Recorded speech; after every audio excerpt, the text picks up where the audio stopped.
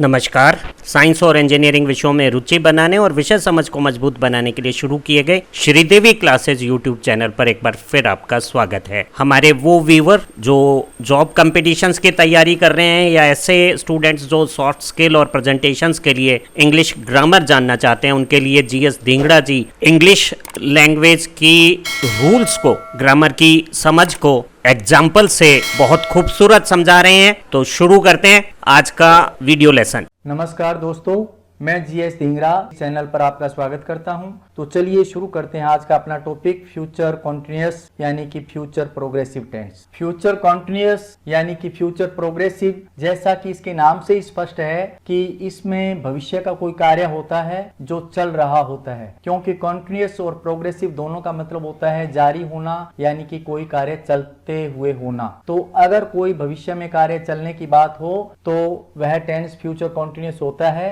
तो ऐसे वाक्यों की हिंदी में जो पहचान होती है वो होती है कि ऐसे वाक्यों के आखिर में, अंत में रहा होगा, रही होगी, रहे होंगे, रहा हूंगा, रही होंगी, रहे होंगे, इस तरह की वर्डिंग आती है, इस तरह के शब्दांश आते हैं। और सिचुएशन मैंने जैसे कि आपको पहले बताई कि भविष्य में कोई कार्य चल रहा होता है, उस स्थिति में अपने इस टेंस का प्रयोग करते हैं। कुछ एग्जाम्पल्स आपको यहाँ पर मैंने दिए हैं। पहला एग्जाम्पल आपके सामने है, हम कल इस समय ताजमहल देख रहे होंगे। तो इसमें कल ताजमहल देख रहे होंगे इस वर्डिंग से अपने को कंफर्म हो जाता है कि ये फ्यूचर कॉन्टिन्यूअस टेंस का सेंटेंस है। इसी प्रकार से दूसरे वाक्य में अपने देख रहे हैं, इसमें ये दिया हुआ है कि बच्चे अगले वर्ष इन दिनों स्कूल नहीं जा रहे होंगे, यानी कि अगले वर्ष इन दिनों में कोई कार्य नहीं हो रहा होगा, कंटिन्यूटी नहीं होगी भविष्य में। तो भविष्य में अगर किसी कार्य की कंटिन्यूटी होने की बात हो या न होने की बात हो तो वो अपना जो टेंस होता है वो फ्यूचर कंटिन्यूअस टेंस होता है। तो ये सेंटेंस भी आपका फ्यूचर कंटिन्यूअस में है। इसी प्रकार से तीसरा जो वाक्य है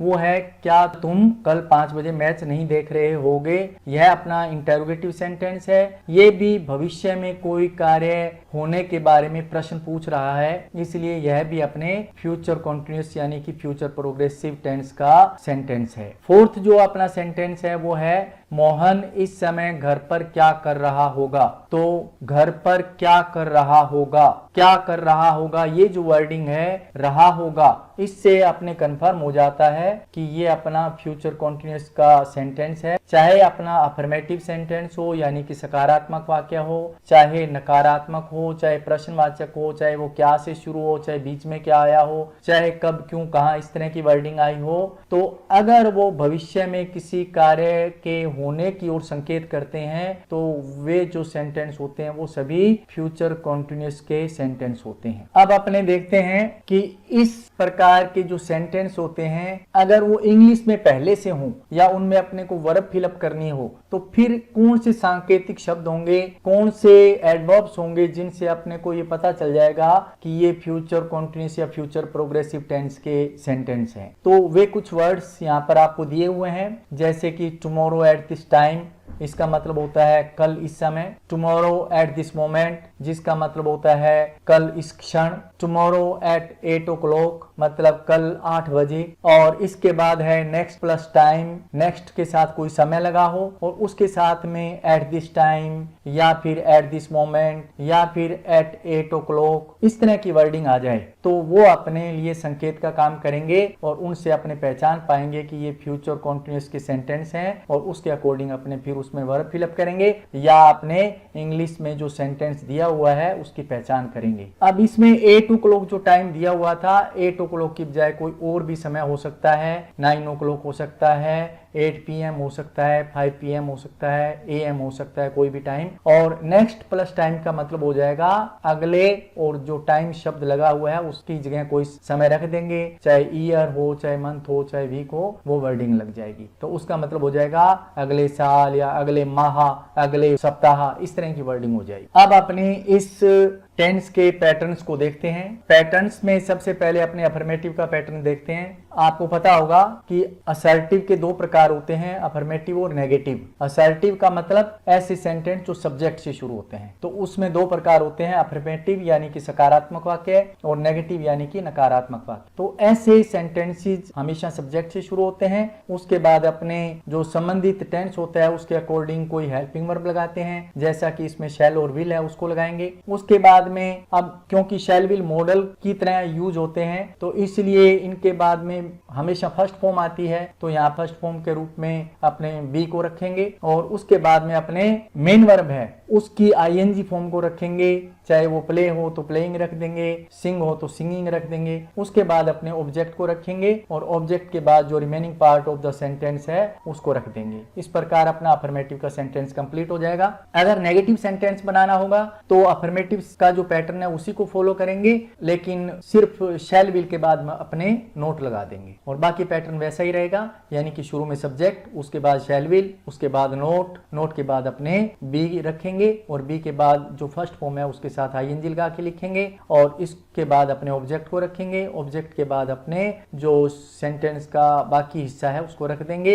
ये ध्यान रहे फर्स्ट फॉर्म विद आईएनजी को प्रेजेंट पार्टिसिपल भी कहते हैं। इंटेरोगेटिव सेंटेंस का पैटर्न देखते हैं। इंटेरोगेटिव सेंटेंस भी दो प्रकार के होते हैं, एक हेल्पिंग वर्ब से शुरू होने वाले और दूसरे WH वर्ड से शुरू होने वाले। अगर हेल्पिंग वर्ब से शुरू होने वाले इंटेरोगेटिव सेंटेंस है तो उसमें शुरू में अपने जो संबंधित हेल्पिंग वर्ब होती है उसको रखते हैं, जैसा कि इसमें अपने शैल विल है तो उसको रख देंगे। उसके बाद अपने सब्जेक्ट को रखेंगे, उसके बाद अगर सेंटेंस नेगेटिव हुआ तो नोट लगाएंगे और नोट के बाद अपने बी को प्लेस कर देंगे। बी के बाद जो वर्ब की फर्स्ट फॉर्म है उसके साथ आईएनजी लगाते हुए अपने उसको प्लेस कर देंगे। उसके बाद अपने ऑब्जेक्ट लगाएंगे, ऑब्जेक्ट के बाद जो रिमेनिंग पार्ट है उसको रख देंगे और आखिर में मार्क ऑफ इंटरोगेशन लगा देंगे। इस प्रकार अपना हेल्पिंग वर्ब से जो इंटरोगेटिव सेंटेंस है वो बन जाएगा।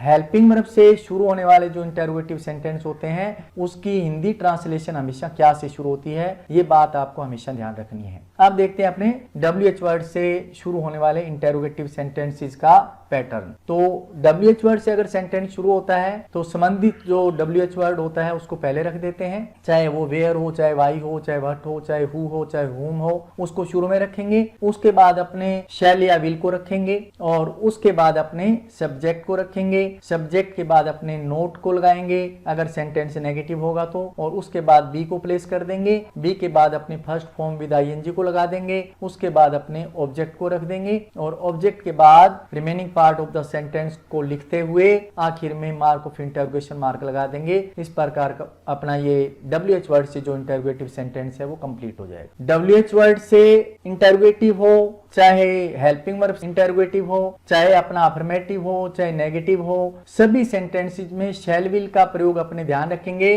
कि शैल का प्रयोग आई या वी के साथ करेंगे और बाकी कोई भी सब्जेक्ट होगा उसके साथ अपने विल का प्रयोग करेंगे। अब अपने कुछ एग्जाम्पल देखते हैं। पहला एग्जाम्पल दिया हुआ है आपको, ये आपको इंग्लिश में पहले से सेंटेंस बनाकर दिए हुए हैं, तो अपने अगर इनको हिंदी से इंग्लिश में ट्रांसलेट करें तो कैसे करेंगे। तो पहले मैं इनकी आपको हिंदी बताऊंगा, उसके बाद अपने इसको ट्रांसलेशन को समझेंगे। पहला जो सेंटेंस दे रखा है कि कल इस समय मैं एक उपन्यास पढ़ रहा हूंगा, ये हिंदी अनुवाद है, इसको अपने इंग्लिश में ट्रांसलेट करना है। कल मैं इस समय एक उपन्यास पढ़ रहा हूंगा, तो सब्जेक्ट इसमें आई है उसको सबसे पहले प्लेस कर देंगे। उसके बाद अपने क्योंकि आई के साथ शैल का प्रयोग करते हैं उसको रखेंगे और उसके बाद अपने बी का प्रयोग करेंगे और उसके बाद जो प्रेजेंट पार्टिसिपल की फॉर्म होती है यानी कि वर्ब की फर्स्ट फॉर्म विद आईएनजी उसको रखेंगे और उसके बाद जो ऑब्जेक्ट है ए नोवेल उसको रख देंगे। अपने आईएनजी फॉर्म रीडिंग है, उसके बाद अपने नोवेल को प्लेस किया है और उसके बाद जो टुमारो एट दिस टाइम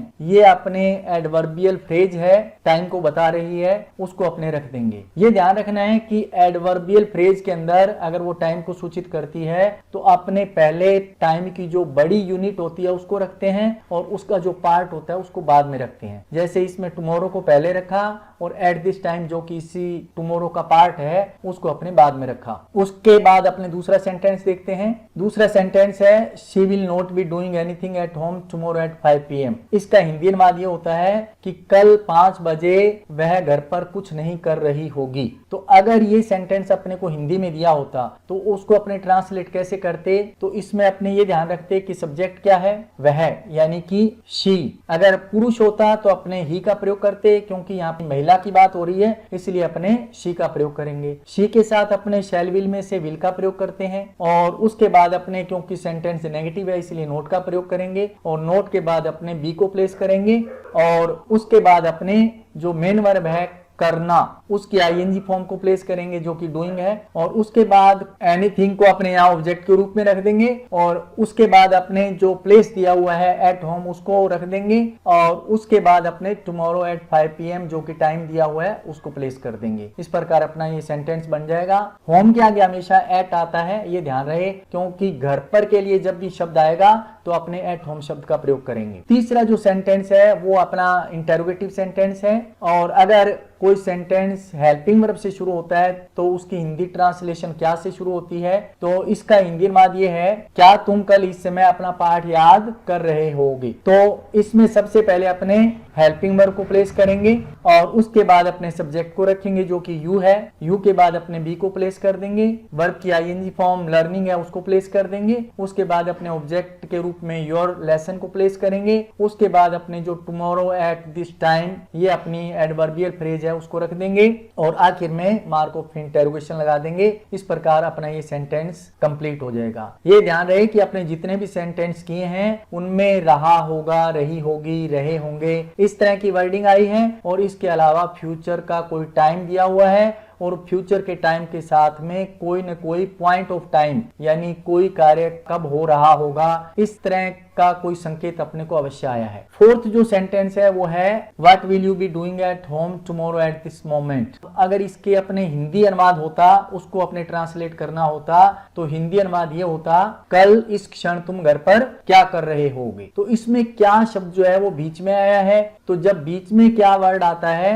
तो अपने शुरू में व्हाट शब्द को प्लेस करते हैं, और उसके बाद अपने जो भी हेल्पिंग वर्ब होती है उसको प्लेस करते हैं। इस टेंस में अपने हेल्पिंग वर्ब के रूप में शैल विल का प्रयोग करना होता है। सब्जेक्ट क्योंकि इसमें यू है इसलिए अपने यू से पहले विल का प्रयोग करेंगे, क्योंकि यू के साथ विल आता है। उसके बाद अपने बी जो कि मेन वर्ब से पहले आती है उसको प्लेस करेंगे, और उसके बाद जो आईएनजी फॉर्म है वर्ब की आईएनजी फॉर्म यहाँ पर प्लेस कर देंगे जो कि डूइंग है उसको रख देंगे, और एट होम जो कि यहाँ पर प्लेस दिया उसको रख देंगे, और टुमारो एट दिस मोमेंट यह अपने टाइम एडवर्बियल दी हुई है इसको अपने आखिर में प्लेस करेंगे, और उसके बाद क्योंकि सेंटेंस अपना इंटरोगेटिव है उसको रख देंगे। इस प्रकार अपना ये सेंटेंस कंप्लीट हो जाएगा।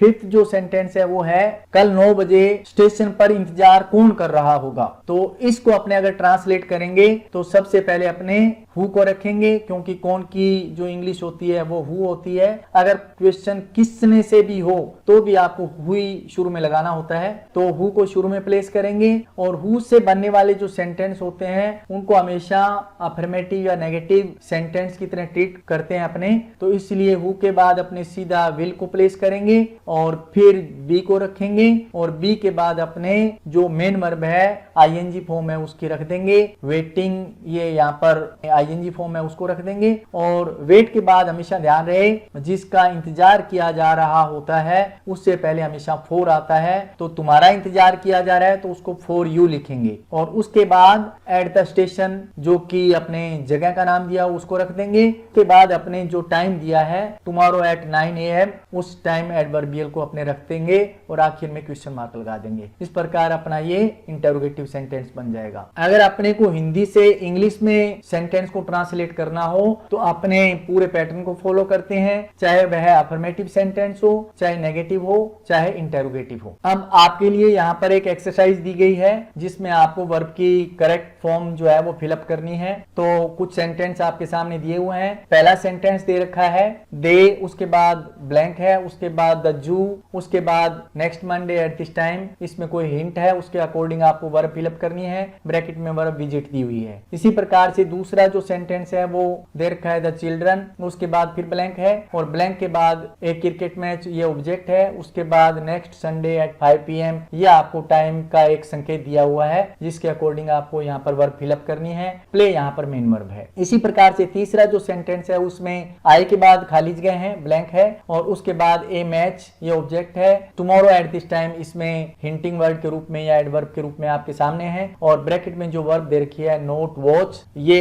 इसकी फॉर्म आपको सही फिलअप करनी है। फोर्थ जो सेंटेंस है उसमें दो ब्लैंक हैं, शुरू में ब्लैंक है, उसके बाद सब्जेक्ट यू दिया हुआ है, उसके बाद फिर ब्लैंक है, उसके बाद आपको योर होमवर्क, ये ऑब्जेक्ट दिया हुआ है, उसके बाद टुडे एट 8 PM, ये आपको टाइम एडवर्ब दी हुई है और आखिर में क्वेश्चन मार्क दिया हुआ है। इससे कंफर्म होता है कि जो सेंटेंस है वो इंटेरोगेटिव है। वर्ब आपको डू दी हुई है, उसकी आपको सही फॉर्म फिलअप करनी है। फिफ्थ जो सेंटेंस है वेयर से शुरू हो रहा है, वेयर के बाद में ब्लैंक है और उसके बाद सब्जेक्ट दिया हुआ है द बॉयज, उसके बाद फिर ब्लैंक है और उसके बाद ऑब्जेक्ट दिया हुआ है क्रिकेट और टुमारो एट दिस टाइम, ये वर्डिंग आपको दी हुई है हिंटिंग वर्ड्स के रूप में और आखिर में क्वेश्चन मार्क दिया हुआ है। वर्ड जो ब्रैकेट में दे रखा है वो है प्ले, ये अपनी वर्ब है। इस वर्ब की सही फॉर्म आपको यहाँ पर फिलअप करनी है। और सिक्स्थ जो सेंटेंस है वो है वी के बाद आपको खाली जगह दे रखी है और उसके बाद आपको टू स्कूल, ये जगह का नाम दिया हुआ है और टुमारो एट 10 AM, तो ये आपको वर्डिंग दी हुई है, एडवर्ब्स दी हुई है। इसके अकॉर्डिंग आपको वर्ब को पहचानते हुए फिलअप करना है और वर्ब जो ब्रैकेट में दे रखी है वो गो दे रखी है। सेवेंथ जो सेंटेंस है वो है हु से शुरू हो रहा है और हु के बाद ब्लैंक दिया हुआ है, ब्लैंक के बाद रेडी फॉर हिज ऑफिस, ये वर्डिंग दी हुई है। उसके बाद आपके नेक्स्ट मंडे एट 9 AM, ये जो टाइम एडवर्ब है ये दी हुई है और ब्रैकेट में जो आपको वर्ब दे रखी है वो गेट दे रखी है। गेट की आपको सही फॉर्म फिलअप करनी है। तो अब आपने इसकी जो वर्ब्स हैं वो फिलअप कर ली होंगी, इसके आंसर मैं आगे आपको देता हूं। तो अब आंसर आपके सामने है। आंसर का कारण क्या है, क्यों भरे गए हैं इस तरह की वर्ब, मैं इसको आपको एक्सप्लेन कर देता हूं। तो पहला जो सेंटेंस था उसमें अपने आखिर में देखिए आप next Monday eight this time, ये जो वर्डिंग थी next Monday eight this time, जब फ्यूचर का कोई टाइम दिया हो और उसके साथ में कोई फिक्स टाइम दे दिया जाए, पॉइंट ऑफ टाइम दे दिया जाए, तो आपने समझ लेना चाहिए कि वो फ्यूचर कॉन्टिन्यूस टेंस है और उसके अकॉर्डिंग अपने को सेंटेंस बनाना है। तो उसके अकॉर्डिंग अपने वर्ब फिलअप करेंगे। फ्यूचर कॉन्टिन्यूस में अपने सीधे वाक्यों में शैल बी, विल बी और ING फॉर्म भरते हैं। तो क्योंकि सब्जेक्ट अपना दे है इसलिए इसमें विल बी लगाया है और उसके साथ में वर्ब की ING फॉर्म विजिटिंग का प्रयोग किया है। यहाँ पर एक बात मैं आपको बता दूं कि देखने के लिए अलग अलग वर्ब्स का प्रयोग होता है। घूमकर देखना हो तो विजिट शब्द का प्रयोग होता है और अगर मनोरंजन के लिए कुछ देखना हो तो वॉच शब्द का प्रयोग होता है। सामान्य अगर अपने कुछ देख रहे हैं तो सी का प्रयोग होता है और अगर अपने प्रयास पूर्वक कुछ देख रहे हैं तो लुक शब्द का प्रयोग होता है। इसी तरह से देखने के लिए और भी कुछ वर्ब्स हैं, उनका फिर कभी अपने अध्ययन करेंगे। अब अपने देखते हैं दूसरा एग्जाम्पल। दूसरा एग्जाम्पल भी सब्जेक्ट से शुरू हो रहा है, सीधा वाक्य है, नेगेटिव नहीं है। ब्रैकेट में अगर नेगेटिव होता तो नोट दिया होता वर्ब से पहले, लेकिन नोट नहीं दिया गया, इसका मतलब अपने को अफर्मेटिव सेंटेंस बनाना है। और अपने जो हिंट मिला है वो मिला है नेक्स्ट संडे एट 5 PM से, जो कि अपने फ्यूचर की ओर संकेत कर रहा है। तो इससे अपने को पता चला है कि ये फ्यूचर कॉन्टिन्यूस का सेंटेंस है। फ्यूचर कॉन्टिन्यूस में फ्यूचर का टाइम दिया होता है और पॉइंट ऑफ टाइम साथ में दिया होता है। तो अपने फ्यूचर कॉन्टिन्यूस मानते हुए इसमें शैल बी, विल बी और वर्ब की ING फॉर्म फिलअप करेंगे। चिल्ड्रन के अकॉर्डिंग यहाँ पर विल आएगा और क्योंकि फ्यूचर कॉन्टिन्यूस है इसलिए बी और ING फॉर्म का प्रयोग भी अपने करेंगे। जो ब्लैंक है उसमें विल बी प्लेइंग वर्ब है, अपने फिलअप करेंगे। तीसरा जो अपना सेंटेंस है वो है I shall not be watching a match tomorrow at this time. तो इसमें जो वर्डिंग आई है टुमारो एट दिस टाइम, उससे अपने कंफर्म हो जाता है कि ये फ्यूचर कॉन्टिन्यूस का सेंटेंस है। और क्योंकि ब्रैकेट में नोट वॉच वर्ब दी हुई है, इससे भी पता चलता है कि अपने को सेंटेंस नेगेटिव बनाना है। सीधा वाक्य है, सब्जेक्ट से शुरू हो रहा है, तो अपने सब्जेक्ट के अकॉर्डिंग पहले ब्लैंक में शैल या विल में से कुछ लगाएंगे। तो यहाँ पर शैल लगाएंगे क्योंकि आई जो है उसके साथ शैल का प्रयोग होता है। क्योंकि सेंटेंस नेगेटिव है इसलिए नोट लगाएंगे शैल के बाद में। और क्योंकि कंटिन्यूस का सेंटेंस है तो आईएनजी फॉर्म तो आता ही है, वॉचिंग आएगा। और फ्यूचर कंटिन्यूस में आईएनजी फॉर्म से अपने बी प्लेस करते हैं तो बी नोट के बाद लगाया गया है। तो अपने वर्ब फिलअप करेंगे शैल नोट बी वॉचिंग। फोर्थ जो अपना सेंटेंस है वो है यू, और उसके बाद अपने इसमें जो हिंटिंग वर्ड आया है वो है टुडे एट 8 PM। यू से शुरू हो रहा है और आखिर में जो वर्डिंग आई है टुडे एट 8 PM, इससे अपने को कंफर्म हो जाता है कि ये फ्यूचर कॉन्टिन्यूस का वाक्य है। और ब्रैकेट में जो वर्ब दे रखी है वो डू दे रखी है, उसके अकॉर्डिंग अपने वर्ब फिलअप करनी है। क्योंकि सेंटेंस सीधा है, यू सब्जेक्ट है, तो यू के बाद अपने विल बी और वर्ब की आईएनजी फॉर्म फिलअप करेंगे जो कि डूइंग है, तो अपने आंसर हो जाएगा विल बी डूइंग। और फिफ्थ जो सेंटेंस है वो है वेयर से शुरू हो रहा है और इसमें द बॉयज है वो सब्जेक्ट है, और इसके आखिर में जो वर्डिंग दे रखी है टुमारो एट दिस टाइम, ये अपना टाइम एडवर्ब है। इससे कंफर्म हो जाता है कि ये फ्यूचर कॉन्टिन्यूस का सेंटेंस है। जब फ्यूचर का टाइम दिया हो और पॉइंट ऑफ टाइम दिया हो तो वो फ्यूचर कॉन्टिन्यूस सेंटेंस होता है। उसके अकॉर्डिंग अपने वर्ब फिलअप करते हैं। वर्ब यहाँ पर प्ले दे रखी है तो प्ले की यहाँ पर सही फॉर्म फिलअप करेंगे। अगर ब्लैंक दो होते हैं तो पहले ब्लैंक में अपने शैल या विल को प्लेस करते हैं। द बॉयज यहाँ पर सब्जेक्ट है, उसके अकॉर्डिंग यहाँ पर पहले ब्लैंक में विल प्लेस करेंगे। उसके बाद अपने बी और वर्ब की आईएनजी फॉर्म प्लेस कर देंगे, बी और प्ले की आईएनजी फॉर्म प्लेइंग। तो अपने पहले ब्लैंक में विल और दूसरे में बी प्लेइंग भर देंगे। सिक्स्थ जो अपना सेंटेंस है वो है वी से, शुरू में वी सब्जेक्ट दिया हुआ है, उसके बाद आपके ब्लैंक दिया हुआ है और उसके बाद टू स्कूल टाइम दिया हुआ है। टुमारो एट 10 AM, ये अपने को टाइम एडवर्ब दिया हुआ है, हिंटिंग वर्ड्स दिए हुए हैं जिनसे अपने को पता चलता है कि ये फ्यूचर कॉन्टिन्यूस का सेंटेंस है। ब्रैकेट में अपने वर्ब जो दे रखी है वो गो दे रखी है। वी सब्जेक्ट है इसलिए अपने वी के साथ शैल का प्रयोग करते हैं, इसलिए शैल को फिलअप करेंगे और उसके बाद बी और वर्ब की आईएनजी फॉर्म फिलअप कर देंगे जो कि बी गोइंग हो जाएगी। तो अपने ब्लैंक में शैल बी गोइंग ये प्लेस कर देंगे। और फोर्थ सेंटेंस में गलती से वहां पर क्वेश्चन मार्क लग गया है। फोर्थ सेंटेंस जो अपना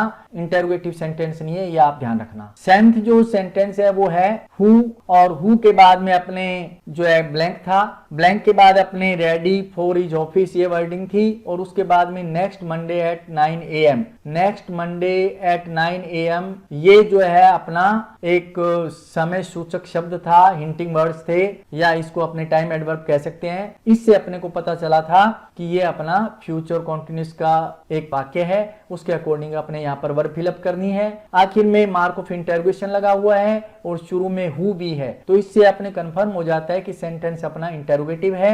हु को अपने सिंगुलर या प्लूरल कुछ भी मान सकते हैं, लेकिन आई वी के अलावा अपने बाकी सबके साथ विल का प्रयोग करते हैं। और हु से शुरू होने वाला जो सेंटेंस होता है वो एक अफर्मेटिव और नेगेटिव सेंटेंस की तरह अपने उसको ट्रीट करते हैं, इसलिए अपने हु के साथ पहले विल को लगाएंगे, उसके बाद बी और वर्ब की आईएनजी फॉर्म लगाएंगे। तो यहाँ पर अपने वर्ब जो फिलअप करेंगे वो हो जाएगी विल बी गेटिंग, और क्योंकि गेट वर्ब ब्रैकेट में दी हुई थी उसकी फॉर्म अपने फिलअप करनी थी। अब ये बात आपको ध्यान रखनी है कि जब किसी वर्ब के आखिर में कोई कॉन्सोनेंट होता है और उससे पहले कोई वोवल होता है तो उसके साथ अगर अपने आईएनजी लगाते हैं तो आखिरी जो लेटर होता है वो डबल हो जाता है। जैसे गेट में आखिर में टी था और टी से पहले जो वॉवल है ई वो दिया हुआ था, इसलिए इसके साथ आईएनजी लगाते समय अपने यहाँ पर गेट में गेट की जो आईएनजी फॉर्म बनाई वो गेटिंग हो गई, उसमें टी डबल कर दिया आपने। तो ये इसके कुछ आंसर्स थे। आज का अपना टॉपिक यहीं खत्म होता है। विश्वास है वीडियो आपको अच्छा लगा होगा, मेरी बात आप तक पहुंची होगी। वीडियो को लाइक और शेयर जरूर करें। Thank you very much.